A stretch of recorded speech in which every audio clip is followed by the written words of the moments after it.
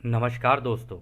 Law of one यानी एक का कानून, या कह लीजिए एक का ज्ञान, या कह लीजिए एक के तरीके। यह उसका 37वां सत्र है जो कि मार्च 12 1981 को रिकॉर्ड किया गया था। दोहराया जाता है कि इस किताब द्वारा दी गई सभी सूचनाएं और जानकारियां आप जान भी सकते हैं, मान भी सकते हैं, नज़रअंदाज भी कर सकते हैं और नकार भी सकते हैं, क्योंकि यह आपकी स्वतंत्र इच्छा या फ्री विल है जो कि एक अनंत रचयिता द्वारा आपको दी गई है। एक बात और कही जाती है कि लॉ ऑफ वन पूरी तरह से सभी के लिए फ्री है।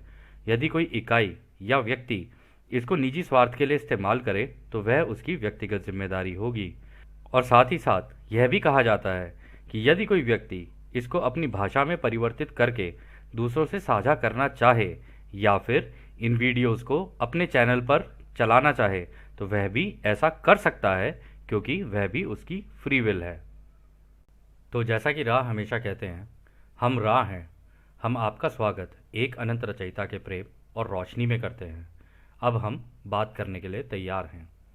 तो पहला सवाल डॉन करते हैं, क्या राह हमारे द्वारा पहली किताब को पब्लिश करने के हमारे आज के प्रयासों के नतीजों के बारे में जानते हैं?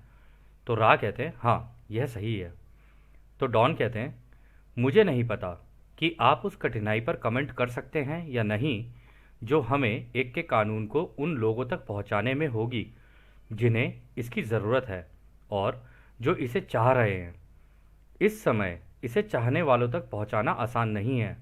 मुझे यकीन है कि बहुत से लोग हैं, विशेष रूप से घुमक्कड़ यानी वॉन्डरर्स, जो यह जानकारी चाहते हैं, लेकिन हमें डर है कि एक के कानून को अतिरिक्त मटेरियल के रूप में उन तक पहुंचाने के लिए कुछ और भी करना होगा।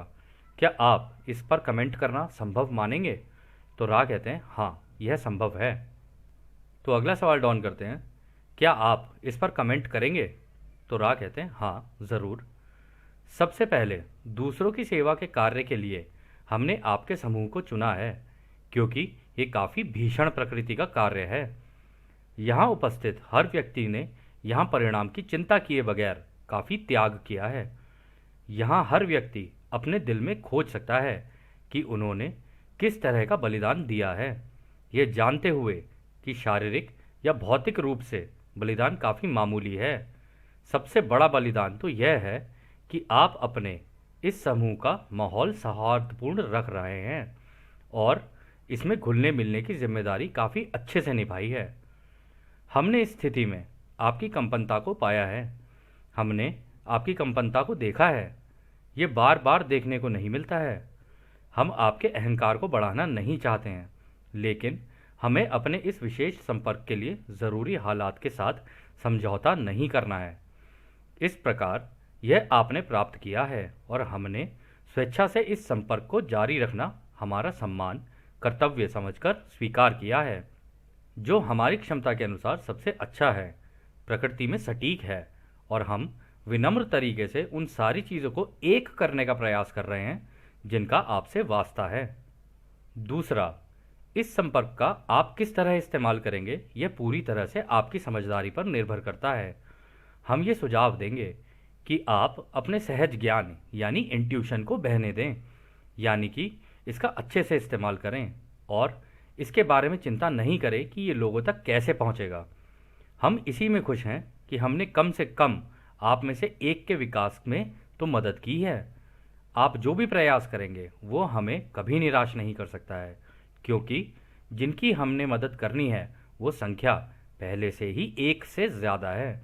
तो दोस्तों, यहाँ पर रा को क्योंकि पता है कि एक व्यक्ति भी अनंत होता है यानी इन्फिनिटी है, तो रा ने उनको जब जिस तरीके से ये इन्फॉर्मेशन देनी शुरू की तो यहाँ पे डॉन परेशान हो रहे थे कि हम ये जो एक का कानून है, लॉ ऑफ वन है, लोगों तक कैसे पहुँचाएं, और शायद हमें और तरीकों का इस्तेमाल करना पड़े। तो रा ने कहा, देखो, तुम अपनी इंट्यूशन के ऊपर फोकस रखो और कुछ नहीं है। जैसा तुम्हारा दिल कहे ना वैसे करते चले जाना, इसको बहने देना। अगर तुमने ज़्यादा इधर उधर ये बुद्धि और ये सारी चीज़ों का इस्तेमाल किया ना, तुम पहले ही इतने बलिदान दे चुके हो, ठीक है। इतनी अपनी तबीयत तुमने ख़राब कर ली है, कार्ला की तबीयत ख़राब हो रही है, कहीं तुम्हारा कुछ हो रहा है, तो तुम इन सब चीज़ों के बारे में इतना सोचो मत। तुम बस ये सोचो कि तुम कितनों की मदद कर सकते हो, चाहे कम ही क्यों ना हो। बस इसके ऊपर फोकस करो कि ये तुम्हारा सम्मान और कर्तव्य है, तुम अपना कार्य करते चले जाओ। इसी तरीके से दूसरों को पता चलता जाएगा, वो अपना कार्य करेंगे। तो तुम इतना ज़्यादा अपने ऊपर जोर मत डालो, इस काम को जैसा चल रहा है वैसे चलने दो, परेशान मत हो। और उन्होंने ये चीज़ भी कही कि हमने तो तुम्हारे समूह के अंदर एक से ज़्यादा लोगों की कर दी, तो ये तो हमने पहले ही बहुत बड़ा काम कर दिया है, क्योंकि तुम एक नहीं, तुम एक के साथ साथ अनंत भी हो। हम तो ऐसे मानकर चलते हैं, क्योंकि हम तो तुम्हें रचयिता से कम ही नहीं समझते। जब तुम रचयिता हो तो हम तुम्हें उससे कम कैसे समझ रहे हैं। तो इस वजह से रा ने यहाँ पर ये बातें कही। फिर अगला सवाल डाउन करते हैं। मुझे कुछ प्रश्न पूछने में बहुत हिचकिचाहट होती है, शायद जिनका कोई महत्व ना हो या बहुत ही अधिक रूप से फैले हैं, यानी कि इधर उधर के सवाल, जिसके कारण आपके साथ हमारा संपर्क कम हो सकता है। लेकिन इस किताब को लोगों तक पहुंचाने के लिए कुछ जानकारी को इकट्ठा करना आवश्यक है, जैसे कि कुछ निरर्थक जानकारियां जिसका एक के ज्ञान से कोई भी संबंध ना हो, कुछ जानकारियां जिसका संबंध हमारे समाज में मन, शरीर और आत्मा के विकास क्रम से है। यह लगभग आवश्यक प्रतीत होता है कि इसमें ऐसी जानकारियां शामिल की जाएं जिसका कोई महत्व नहीं है, और वो केवल इसलिए क्योंकि हमारा समाज इसी तरह से काम करता है और इसी तरह प्रसार और प्रचार की प्रणाली मूल्यांकन करती है कि प्रसार के लिए क्या पेशकश किया जा रहा है। क्या आप मेरी इस समस्या पर टिप्पणी करेंगे? तो यहाँ पर डॉन ये कह रहे हैं कि मुझे ऐसा लगता है कि इस किताब के अंदर में कुछ ऐसी चीज़ें भी डालनी चाहिए या ऐसे सवाल भी आपसे करने चाहिए जिसका वास्तविक रूप से मतलब लोगों की ज़िंदगियों से सच कोई लेना देना ना हो, चाहे वो मतलब मेडिटेशन से रिलेटेड हो या कुछ हो, लेकिन थोड़ी बहुत इधर उधर की जानकारियाँ भी होनी ज़रूरी है, क्योंकि हमारा जो समाज है, हमारे जो धरती के लोग हैं ना, उनकी सोच कुछ इस तरीके की है, वो आलतू फालतू की चीज़ों में तो ज़्यादा लगे रहेंगे, लेकिन जो काम की चीज़ होगी ना उस पर फोकस नहीं करेंगे। तो इसलिए मुझे लगता है कि उनका ध्यान केंद्रित करने के लिए शायद मुझे इस तरीके की चीज़ें डालनी चाहिए, ताकि कम से कम उन्हीं चीज़ों की जानकारियों को पाते पाते वो यहाँ तक आ जाए और इस एक के ज्ञान को ले लें, और फिर उसके बाद उन्हें जो करना है वो अपना कर सकते हैं। क्योंकि इस ग्रह के ऊपर ये जो प्रचार और प्रसार की जो चीज़ें होती है ना, इसी तरीके से होती हैं कि इसने ये कर दिया, उसने वो कर दिया, वो ऐसा, ये ऐसा, ये ऐसा, देखो आज वहाँ ये घटना घट गई, आज यहाँ हो गया, आज वो हो गया। तो जनता इन्हीं चीज़ों के अंदर फंसी रहती है। तो लेकिन अगर उस तरीके की जानकारियाँ अगर हम लोग को डाल दें तो शायद हो सकता है कि वो इस एक के ज्ञान को लेने की कोशिश करें। तो राय इसका जवाब देते हैं, यह बिल्कुल सही है। इस संपर्क का स्तर और शुद्धता मांगी गई जानकारी के स्तर और शुद्धता पर निर्भर करती है। इस प्रकार हमने आपसे निवेदन किया है कि यदि आप हमसे विशेष तरीके की जानकारी की लगातार मांग करेंगे तो ये आपके उद्देश्य के लिए हानिकारक है। तो यहाँ राय ये कह रहे हैं कि अगर तुम ज़रूरत से ज़्यादा स्पेसिफिक जानकारियाँ लोगे ना, तो जनता सुनती तो है लेकिन फिर उसके बाद उसे नज़रअंदाज कर देती है। ठीक है, तो इसीलिए तुम ज़्यादा स्पेसिफिक मत हो। ऊपर ऊपर की जानकारियाँ जो है ना, जो मतलब जिससे उनको उनके बारे में जानने के लिए या फिर इस ब्रह्मांड के बारे में ज़्यादा जानने के लिए ज़रूरत हो, उस तरीके की जानकारी दे दो, ताकि अगर उनकी इच्छा हो तो ले ले, नहीं हो तो छोड़ दे, कोई बात नहीं। फिर वो आगे कहते हैं, इसके अलावा जैसा कि हमने आपकी स्थिति को समझने के लिए आपके दिमाग को स्कैन किया, जो कि हमारे कुछ शब्दों की टाइप की गई कॉपी से संबंधित है, हमने पाया है कि हमारे जानकारी को देने के लिए हमने जिस तरह की भाषा का इस्तेमाल किया है उसके लिए आपने आलोचना का सामना किया है। हम आगे से ध्यान रखेंगे कि डेटा के संबंध में हमारे झुकाव के कारण यहाँ तक कि सबसे विशेष रूप से पूछे गए सवाल का जवाब भी हमारे समूह द्वारा इस तरह के शब्दों में दिया जाएगा कि जवाब की बारीकियों को काफ़ी सटीकता से समझा जा सके। आपके आलोचक इस किताब को सरल और स्पष्ट भाषा के रूप में चाहते हैं, हालांकि यह उनके विरोध की गंभीरता को कम करता है, यानी कि वो हर हालत में आलोचना करेंगे ही, इसलिए आप उनकी ज़्यादा परवाह मत कीजिए। इससे ज़्यादा हम कुछ नहीं कह सकते। आपकी स्थिति में हमारा ये विचार है, आप जो करना चाहते हैं वह पूरी तरह से आपका निर्णय है और हम आज़ादी के कानून का उल्लंघन किए बिना हर तरह से आपकी सेवा में बने रहेंगे। तो दोस्तों, रा ने भी देखो कह ही दिया, कह रहे कि देखो जो आलोचना करने वाले होते हैं ना, हम तो चलो ठीक है अपने शब्दों को थोड़ा इधर उधर फेरबदल करके बोल देंगे, लेकिन जिन लोगों को आलोचना करनी होती है वो तो करेंगे ही करेंगे, तुम उनको रोक तो नहीं सकते हो। क्योंकि वो ये कहेंगे, अरे इसमें तो ये ऐसा है, अरे हमारे वाले में तो ऐसा है, हमारे धर्म में तो ये लिखा है, उसके धर्म में तो ये लिखा है। तो वो आलोचना तो वो करेंगे ही करेंगे। उनको जानना नहीं है सच, उनको ये जानना होता है कि जो जानकारी मुझे है क्या ये चीज़ उसको कन्फर्म कर रही है या नहीं कर रही है, बस। इसको दोस्तों अंग्रेजी में कहते हैं कन्फर्मेशन बायस। यानी जो चीज़ आपको ज्ञान है या जो चीज़ आपको पता है, उससे आपके सामने से जो जानकारी है यदि उससे मिलती जुलती हुई ना, तो आप उसे एक्सेप्ट कर लोगे, वरना आप उसे एक्सेप्ट नहीं करोगे, क्योंकि वो कुछ और ही लगेगी आपको कि नहीं नहीं, ये हमारे मतलब की कोई चीज़ नहीं है। और ऐसी कोई चीज़ नहीं होगी जो आपको लगता है कि आपके मतलब की नहीं है, फिर आप उसकी आलोचना करोगे। तो रा ने कहा कि आप इस चीज़ की चिंता मत करो कि लोग आपकी आलोचना करेंगे या क्या करेंगे। आप अपनी सच्ची निष्ठा और ईमानदारी से काम करते रहो, और हम भी कोशिश करेंगे कि आपकी आज़ादी का उल्लंघन किए बिना आपकी सेवा करते रहें। जैसे जैसे आप सवाल पूछते जाओ, हम जितने अच्छे तरीके से जवाब दे सकते हैं ना, हम उतने अच्छे तरीके से आपको जवाब दे देंगे। फिर अगला सवाल डॉन करते हैं, हम एक के कानून को लोगों तक पहुंचाने में होने वाली समस्या का हल निकालने का प्रयास करेंगे। ऐसा हमें थोड़ी सावधानी से करना होगा, पर हम इसे करके ही रहेंगे। मैं जब तक जिंदा हूं तब तक बिना रुके इसे लोगों तक पहुंचाने का पूरा प्रयास करूंगा। मैं सोच रहा हूं कि एक किताब लिखना ज़रूरी है, शायद यूएफओ के बारे में, क्योंकि एक का कानून इस घटना से संबंधित है।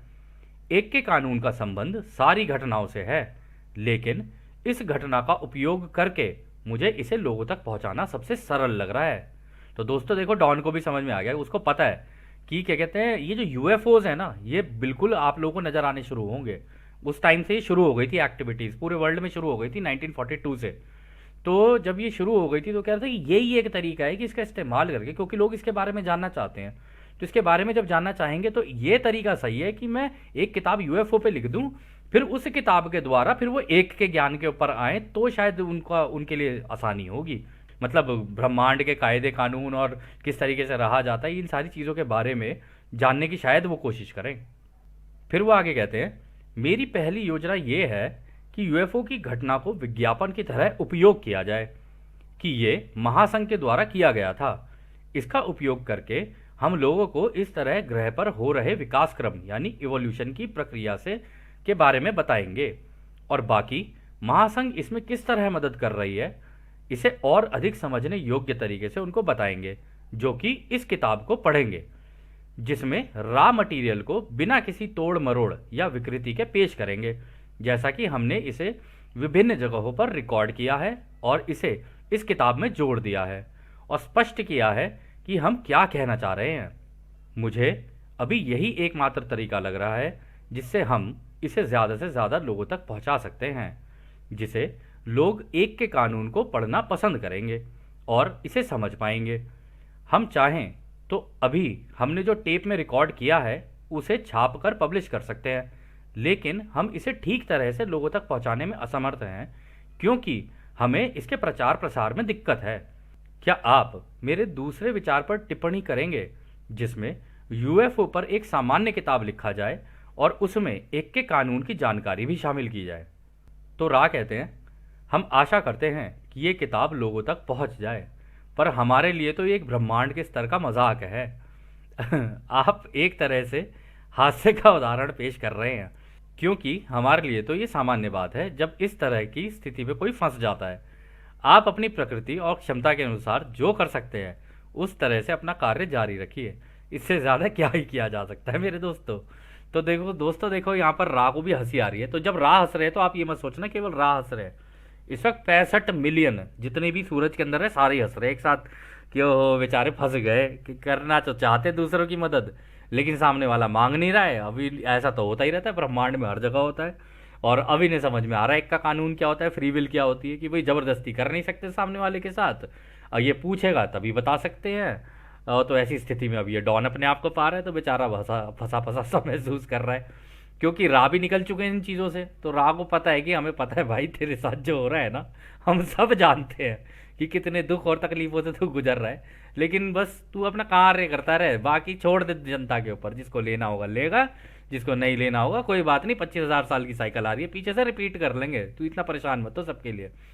तो इसी में वो ये भी कह रहे हैं कि भाई इससे ज़्यादा क्या ही किया जा सकता है मेरे दोस्तों। मतलब उनको भी पता है कि हाँ यार, बैंड तो बचती है इस काम को करने में, इतना आसान तो नहीं है। चलो कोई बात नहीं। तो खैर अगला सवाल डॉन करते हैं। ऐसे में अब हम उस सवाल के साथ आगे बढ़ेंगे जो हमारे पास पिछले सत्र में था। आपने बताया था कि हर तीसरी घनत्वता के व्यक्ति का एक हायर सेल्फ छठी घनत्वता में होता है, जो कि उस व्यक्ति की ज़रूरत के हिसाब से चलता है। क्या ये हायर सेल्फ भी शुरू की पहली घनत्वता से विकसित होकर आगे बढ़ रहे हैं, और क्या हायर सेल्फ का भी उसी के तरह का कोई हायर सेल्फ होता है जो कि उसके ऊपर की घनत्वता में होता है? तो दोस्तों यहाँ पर डॉन ये क्वेश्चन कर रहे हैं, वो कह रहे हैं कि ये क्वेश्चन हमारे पास लास्ट सेशन के अंदर था, तो ये जानना चाह रहे थे कि जैसे कि आपने बोला कि हम लोग थर्ड डेंसिटी में हैं, तो हम सबका एक हायर सेल्फ होता है जो कि सिक्स्थ डेंसिटी के एक हायर ऑक्टेव में होता है। आपको याद होगा उन्होंने बोला था छठी घनत्वता में तो है, बट थोड़ा हायर ऑक्टेव में, मतलब टूवर्ड्स सेवन्थ में जा रहा है, वो एंड तक पहुंच चुका है, वो सेवन्थ में जाने की कोशिश कर रहे हैं, यानी कि आपका मतलब गैलेक्टिक कोर के अंदर, यानी इस पूरी जो हमारी गैलेक्सी है उसके सेंटर के अंदर जाने की तैयारी में है वो। तो वो कह रहे हैं कि क्या ये लोग जो हमारे हायर सेल्फ होते हैं, क्या ये भी मतलब first density, second density, third density ऐसे क्रॉस करते हुए ऊपर जाते हैं, और जब ये ऊपर पहुंच जाते हैं मतलब सिक्स डेंसिटी के भी इवन हायर ऑक्टेव में, तो क्या इनके ऊपर भी क्या इनके हायर सेल्फ होते हैं? तो ये क्वेश्चन यहाँ पर डॉन ने किया है। तो रा कहते हैं, इन विचारों को सुलझाना ही हमारा उद्देश्य है। हायर सेल्फ एक मैनिफेस्टेशन है जो कि अपने छठी घनत्वता की उच्च स्तर वाले को उसके भविष्य के व्यक्ति द्वारा दिया गया गिफ्ट है। रचयिता की संपूर्णता की तरफ जाने और आध्यात्मिक ज्ञान की प्राप्त करने से पहले मध्य सातवीं घनत्वता की इकाई का अंतिम कार्य होता है अपने सारे अनुभव को छठी घनत्वता की इकाई को दे देना, और उसके बाद वो समय की धारा में बह जाते हैं, जैसे कि आप समय को नापते हैं। तो दोस्तों बहुत ही सही बात बोली उन्होंने कहा इसी तरीके के क्वेश्चन तो सॉल्व करने या उनकी ही तो सोल्यूशन देने हम तुम्हारे लिए आए हैं। वो कह रही जो हायर सेल्फ है ये तो मैनिफेस्टेशन है, यानी ये जो हायर सेल्फ है ना एक तरीके से सोच का हिस्सा है, यानी हायर सेल्फ एक इन्हीं के द्वारा क्रिएट की गई कॉपी है अपनी, मतलब जैसी कोई हायर उसमें भी सिक्स्थ डेंसिटी में होगा ना, वो अपनी एक छोटी कॉपी नीचे बना देगा, जैसे कि हम भी किसी की कॉपी हैं, जो हमारे आगे वाले हैं ना उनकी कॉपी है हम लोग, तो कह रहे वो अपनी कॉपी बना दे, वो एक तरीके से मैनिफेस्टेशन है। कहता है और ये जो सिक्स्थ डेंसिटी में जो आगे होते हैं ना, वो कह रहे हैं उनके भविष्य के व्यक्तित्व द्वारा दिया गया गिफ्ट है वो उनको, कि भाई हम तो निकल गए उसमें भविष्य में, अब तुम पीछे से चल के आ रहे हो, तो तुम बेसिकली हमारी कॉपी हो। तो ऐसा नहीं है कि वो ये कॉपी को क्रिएट करते हैं, लेकिन वो जो नीचे से जिसको वो गाइड करते हुए आ रहे होते हैं ना, वो एक तरीके से उनका मैनिफेस्टेशन है। क्योंकि जैसे आपका मैनिफेस्टेशन क्या है, हमारा हम लोगों का क्या होता है, हमारे बच्चे, तो इस तरीके से जो उनकी कॉपी पीछे से चल के चली आ रही होती है ना, वो उनके बच्चे की तरह ट्रीट करते हैं उसको। तो कह रहे हैं कि ये ही वो हमारा गिफ्ट है, ठीक है, ये आपको एक गिफ्ट की तरह दिया जाता है। और फिर उन्होंने आगे कहा कि क्रिएटर की पूरी उनका आध्यात्मिक ज्ञान, यानी उनका जो स्पिरिचुअल अंडरस्टैंडिंग है या उनका जो संतुलन है, उस तक पहुंचने के लिए ना, ये जब सेवन्थ की मिड डेंसिटी में होते हैं ना, तो तब जाके इनका लास्ट काम ये होता है, ये जो हायर सेल्फ के जो हायर सेल्फ होते हैं, तब इनका लास्ट काम ये होता है कि वो अपने नीचे वालों को जितनी उन्होंने नॉलेज गेन की होती है वो सारी उनको दे दें, ताकि वो अपने नीचे वालों की मदद कर सकें। तो इट्स लाइक कि जैसे हम लोग ऑफिसेज में होते हैं या अपने काम कर रहे होते हैं या नौकरी में भी होते हैं, तो हमेशा कोई नया बंदा आता है तो वो सीखने के लिए बोलता है कि भाई मुझे सिखा दो काम, फिर उसके बाद मैं आगे करूँगा। तो इसी तरीके से ये है कि ये लोग उसे सिखा देते हैं, फिर वो आगे काम करना शुरू कर देता है। तो कुछ इसी तरीके की वो कह रहे हैं बात यहाँ पर। और फिर वो एंड में ये कह रहे हैं कि फिर वो समय की धारा में बह जाते हैं, यानी अब वो जो ये टाइम होता है ना, टाइम ये कैसे काम करता है उसको अंडरस्टैंड करने के लिए निकल जाते हैं कि भाई एक ही जगह पे इतनी सारी चीज़ें वो देख, क्योंकि इस गैलेक्टिक कोर के अंदर अगर आप पहुंच गए तो किसी ग्रह पे कुछ चल रहा है, किसी ग्रह पे कुछ चल रहा है, कहीं पे कुछ चल रहा है, कहीं पे कुछ चल रहा है, कहीं सूरज में कुछ चल रहा है, लेकिन उन सारे समय को एक जगह पे कोइंसाइड करके देखना, कहते उसके अंदर वो बहते बहते फिर उसको सीखने की कोशिश कर रहे होते हैं। और इसलिए रा ने यहाँ पे बोला कि क्योंकि आप समय को नापते हो, आप इसे एक एक्सपीरियंस नहीं समझते हो, आप इसे नापते हो, इस वजह से हम भी यही कहेंगे कि हाँ वो उस धारा में बह जाते हैं।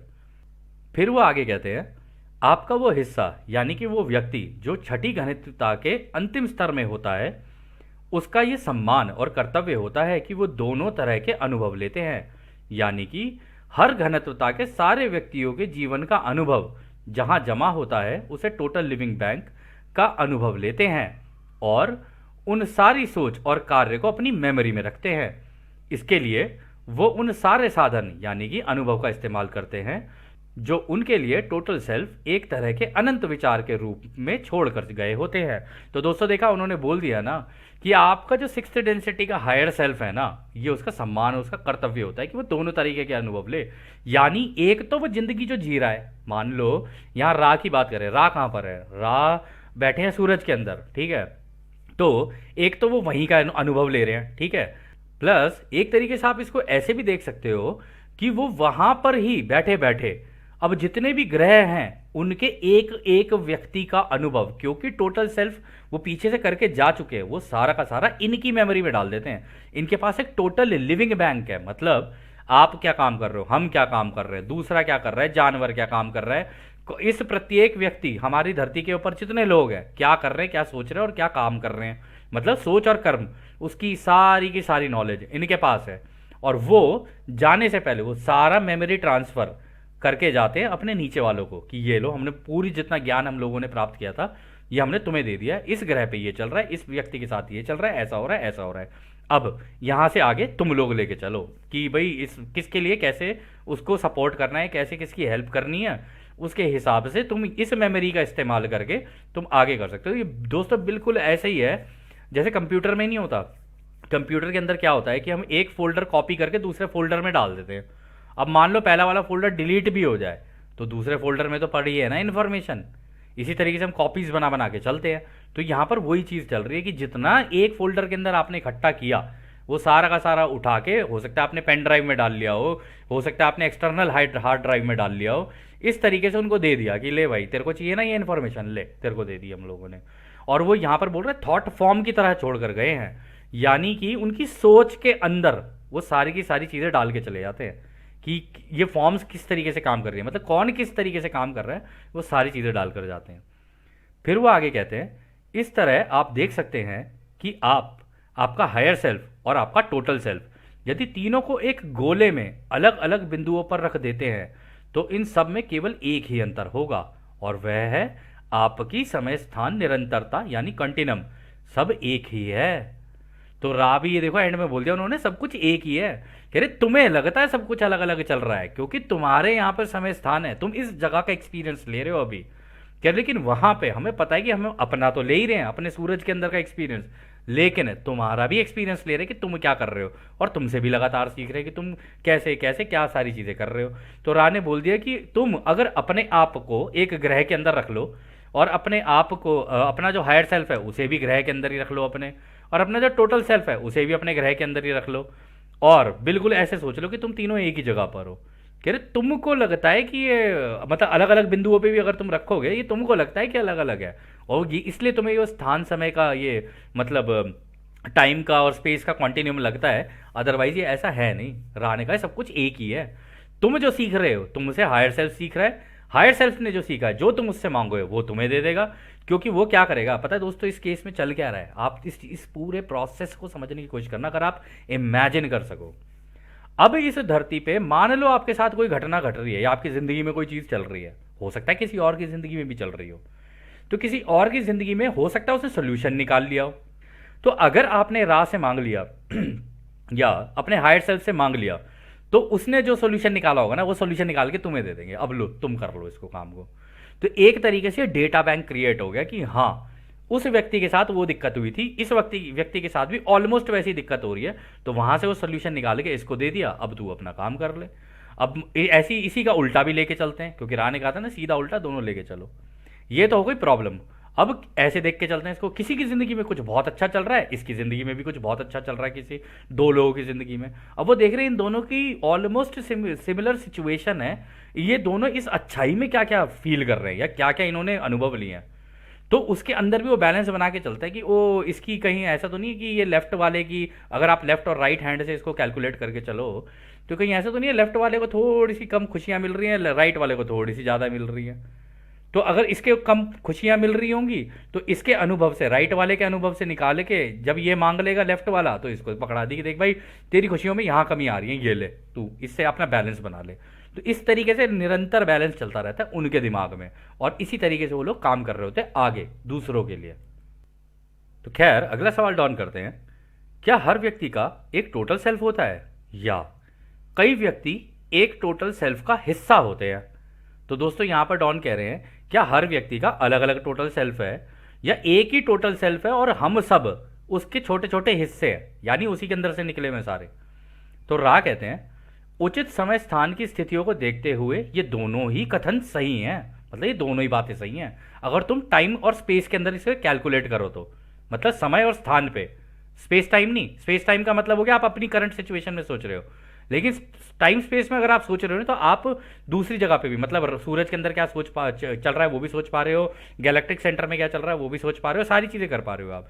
कह रहे अगर तुम उस मतलब डायमेंशन के अंदर देखोगे ना तो हाँ ये दोनों चीज़ें सही हैं।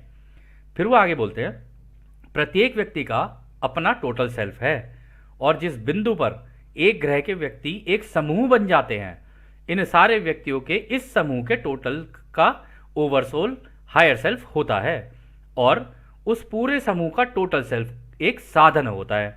हमेशा की तरह यदि आध्यात्मिक रूप से कहा जाए तो इसका हायर सेल्फ योग उसके हिस्सों के योग से अधिक होता है। इसलिए एक समूह का हायर सेल्फ उसके हिस्सों के हायर सेल्फ का योग नहीं होता है, बल्कि ये उस तरह काम करता है जिसे हम वर्ग कहते हैं, और आप दोहरीकरण यानी डबलिंग कहना पसंद करेंगे, यानी लॉ ऑफ स्क्वायर लगती है उसके अंदर। तो दोस्तों पता है यहाँ पे रा क्या कह रहे हैं? रा ये कह रहे हैं कि देखो अगर तुम लोग अलग अलग अलग अलग विभाजन में हो तो तुम सबका एक एक टोटल सेल्फ होगा, पक्की बात है, तुम सबके अलग अलग हैं और हर किसी का हायर सेल्फ भी अलग अलग होगा। मतलब टोटल सेल्फ के पास और हायर सेल्फ के पास ये एबिलिटी है, वो अपनी कॉपीज बना सकते हैं, जितनी चाहे उतनी कॉपी बना ले, वो अपने आप को जिसके साथ अलाइन करना है कर सकते हैं, वो ये एबिलिटी है उनके पास। इससे आप समझ सकते हो कि वो अपने मतलब शेप शिफ्ट भी कर सकते हैं, सब कुछ कर सकते हैं, अपने जैसे जितने चाहें उतने बना सकते हैं वो। तो कह रहे अगर इस तरीके की अगर तुम स्थिति देखते हो, मतलब समय और स्थान और समय के हिसाब से देखते हो कि कोई अलग है कोई अलग है, कह रहे तब तो सबका ठीक है, अलग अलग माना जाएगा।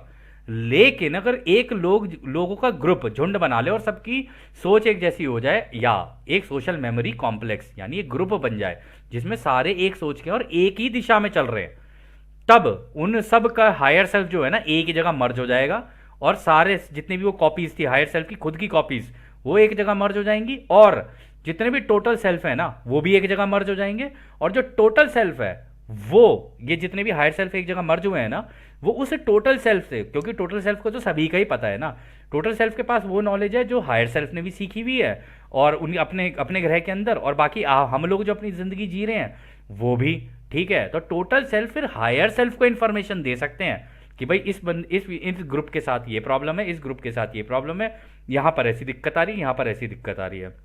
तो उस केस में ये क्या होता है कि सबकी इंफॉर्मेशन एक जगह हो गई, ठीक है। यानी कि टोटल सेल्फ केवल हायर सेल्फ को इंफॉर्मेशन देंगे कि इसको आगे तुम लोगों को प्रोसेस करना है, क्योंकि ग्रुप बन चुका है अब इनको सिखाना आसान है। तो अब तुम एज अ टीम काम करो इनके साथ, ना कि अलग अलग होके काम करो। और इसमें भी उन्होंने कहा कि ऐसा होने पर जो हायर सेल्फ सीखता है ना इन लोगों से, मतलब उस ग्रुप से भी सीखता है या जो सिखाता है, कह रहे उस केस में हायर सेल्फ के लिए ऐसा नहीं है कि भाई वो सबका ज्ञान लेके एक जगह से सीख रहा है, नहीं, इसमें वो जो ज्ञान ले रहा होता है ना वो डबल हो जाता है, यानी उसमें लॉ ऑफ स्क्वायर लगनी शुरू हो जाती है। यानी एक व्यक्ति से सीखा, फिर उसके बाद का जो पीछे पीछे वाला व्यक्ति उसे 2 काउंट किया, फिर जो तीसरा व्यक्ति उसे 4 काउंट किया, उसे ऐसे करते करते करते उनकी इंफॉर्मेशन या उनकी प्रोग्रेस और तेज हो जाती है। तो कहने का मतलब ये नहीं है कि केवल हायर सेल्फ हमारे प्रोग्रेस के लिए, हमारी प्रोग्रेस और हायर सेल्फ की प्रोग्रेस इंटरडिपेंडेंट है एक दूसरे के ऊपर। हम आगे बढ़ेंगे तो हायर सेल्फ भी आगे बढ़ेगा। और शायद आप एक तरीके से सोच सकते हो, कई लोगों ने हमसे पूछा भी है कि यार इनका क्या फायदा हम लोगों की मदद करने का, भाई उनको भी तो प्रोग्रेस करनी है, इससे पता चल रहा है कि उनकी भी प्रोग्रेस हमारे ऊपर डिपेंडेंट है। हम लेकिन इसमें रूल लगा भाई कि अगर हम मदद मांगेंगे तभी हमारी मदद की जा सकती है।